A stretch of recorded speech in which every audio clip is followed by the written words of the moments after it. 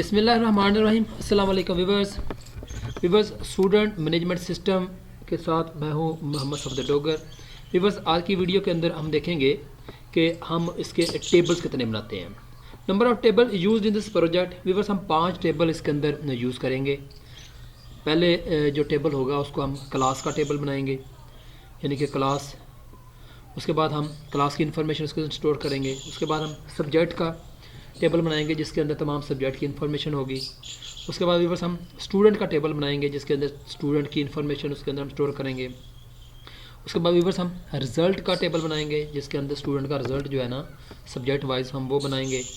और एंड पे हम एक टेबल बनाएंगे फ़ीस का। तो वीवर्स अगर मैं क्लास के टेबल की बात करता हूँ तो क्लास के टेबल के अंदर हम उसके 2 ही फील्ड होंगे। एक होगा उसका क्लास आईडी और दूसरा होगा उसका क्लास नेम, यानी कि क्लास आईडी यानी कि क्या होगी उसकी, और क्लास नेम हम उसके अंदर कैसे यूज़ करेंगे। तो वीवर्स आइए स्टार्ट करते हैं। पहले हम क्लास का टेबल बनाते हैं यहाँ पे। तो यहाँ से मैं इसको क्लोज़ करता हूँ। यहाँ पे क्रिएट के बाद टेबल, यहाँ पे आ जाएगा क्लास आईडी और उसका शॉर्ट टेक्स्ट कर लेते हैं। उसके बाद आ जाएगा जी, यहाँ पे आ जाएगा क्लास नेम और इसका शॉर्ट टेक्स्ट, और क्लास आईडी पे व्यूअर्स हम प्राइमरी की लगा देंगे। इसको यहाँ से सेव करते हैं तो इसका नाम रख देंगे हम क्लास। ओके करते हैं तो ये देखें टेबल एक क्रिएट हो चुका है। उसके बाद व्यूअर्स जो अगला टेबल हम क्रिएट करेंगे वो है जी सब्जेक्ट का। अब सब्जेक्ट के अंदर भी 2 फील्ड होंगे, सब्जेक्ट आईडी और सब्जेक्ट नेम, और दोनों की डाटा टाइप जो है ना वो क्या होगी, शॉर्ट टेक्स्ट रखेंगे। तो व्यूअर्स स्टार्ट करते हैं। यहाँ पे दोबारा फिर क्रिएट टेबल डिज़ाइन व्यू में यहाँ पे आ जाएगा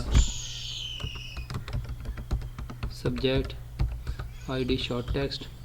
उसके बाद आ जाएगा जी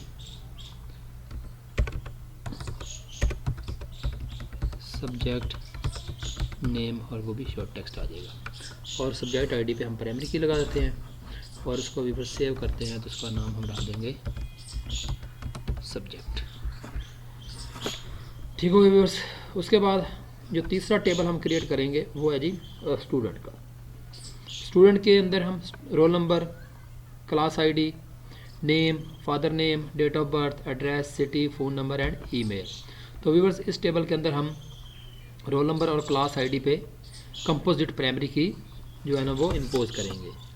तो स्टार्ट करते हैं। यहाँ पे दोबारा फिर टेबल क्रिएट करते हैं।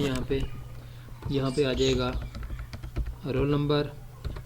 उसके बाद आ जाएगा जी क्लास आईडी। उसके बाद आ जाएगा उसका नेम और इसका शॉर्ट टेक्स्ट, और उसके बाद आ जाएगा फादर नेम। उसके बाद आ जाएगी इसकी डेट ऑफ बर्थ, और उसके बाद यहाँ पे हम कर देंगे उसका एड्रेस, और यहाँ पे हम कर देंगे फ़ोन नंबर, और यहाँ पे हम कर देंगे उसका डेट ऑफ बर्थ को व्यूअर्स यहाँ पे हम डेट एंड टाइम कर देंगे। ये अब यहाँ पे कंपोजिट प्राइमरी की लगाएंगे रोल नंबर और क्लास आईडी पे हम कंपोजिट प्राइमरी की लगा देते हैं, और इसको व्यूअर्स मैं यहाँ पे सेव करता हूँ। इसको नाम देते हैं स्टूडेंट का। तो देख लेते हैं कोई फील्ड ऐसा जो हमने रह तो नहीं गया। ठीक है, तो ये हमारा स्टूडेंट का टेबल जो है ना वो भी क्रिएट हो गया है। उसके बाद व्यूअर्स हम टेबल बनाएंगे रिज़ल्ट का।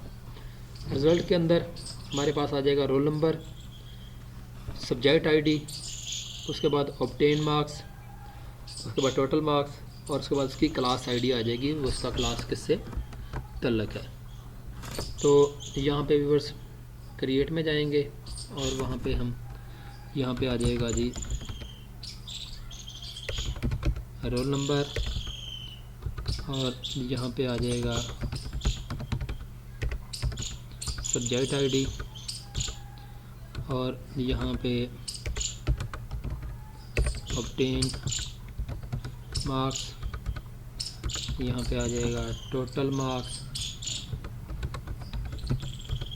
टोटल मार्क्स हम कहते हैं जी, डिफ़ॉल्ट वैल्यू में हम इसको 100 रख देते हैं, जो भी पेपर आएगा हमारा। और उसके बाद हम यहाँ पे लेते हैं जी क्लास साइड, यहाँ पे रोल नंबर और सब्जेक्ट पे दोनों पे प्राइमरी की लगा देते हैं और इसको सेव कर लेते हैं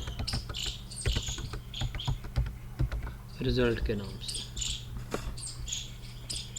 उसके बाद व्यूअर्स हमारे पास टेबल आ जाएगा फ़ीस का रसीद नंबर, उसके बाद deposit date, roll number, class ID और उसकी अमाउंट कितनी है। तो यहाँ पे एक टेबल और क्रिएट करते हैं, यहाँ पे आ जाएगा जी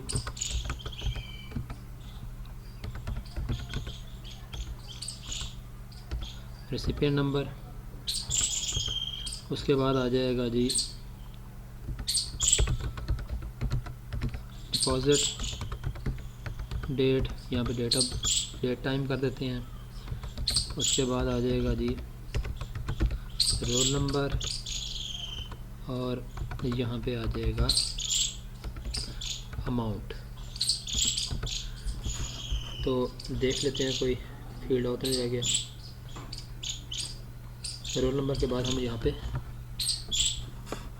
क्लास आईडी भी कर देते हैं। तो क्लास आईडी को व्यूअर्स हम यहाँ से